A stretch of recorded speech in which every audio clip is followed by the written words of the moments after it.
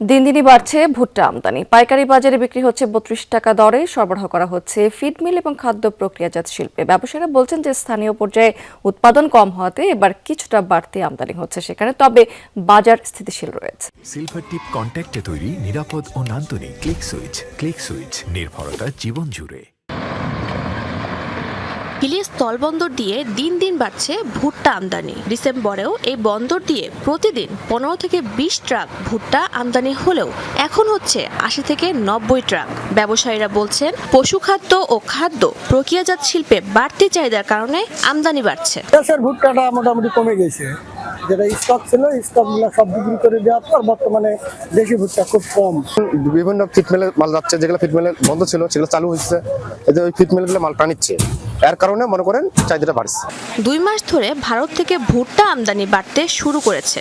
দেশে উৎপাদিত ভুট্টার চাহিদা পূরণ না হওয়াকে আমদানির কারণ বলছেন ব্যবসায়ীরা।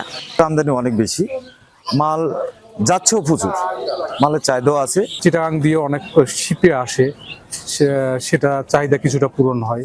আমদানিকৃত ভুট্টা ঢাকা, চট্টগ্রাম, সিলেট, নোয়াখালী সহ দেশের বিভিন্ন প্রান্তের ফিড মিল ও খাদ্য প্রক্রিয়াজাত শিল্পে সরবরাহ করা হচ্ছে।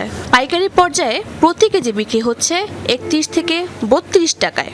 আমাদের দেশে যে ভুট্টাটা আবাদ হয় তাতে আমাদের চাহিদা পূরণ হয় না, চাহিদা পূরণ না হওয়ার কারণে ভুট্টাটা এলসি হয়। প্রান্তে বগুড়া যাচ্ছে, ঢাকা যাচ্ছে, চট্টগ্রাম যাচ্ছে, আপনার নোয়াখালী যাচ্ছে, আপনার যে মিলের যেখানে অর্ডার আছে সেখানে দিচ্ছি।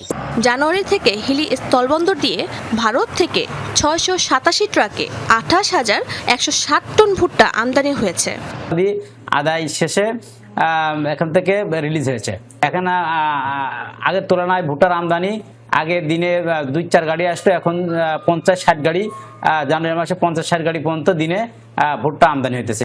বর্তমানে দেশে ভুট্টার বার্ষিক চাহিদা 75 লাখ টন। চাহিদা ও উৎপাদনের ব্যবধান পূরণের জন্য বছরে প্রায় 15 থেকে 20 লাখ টন আমদানি করতে হয়। শাহজিন অন্তরা, যমুনা নিউজ।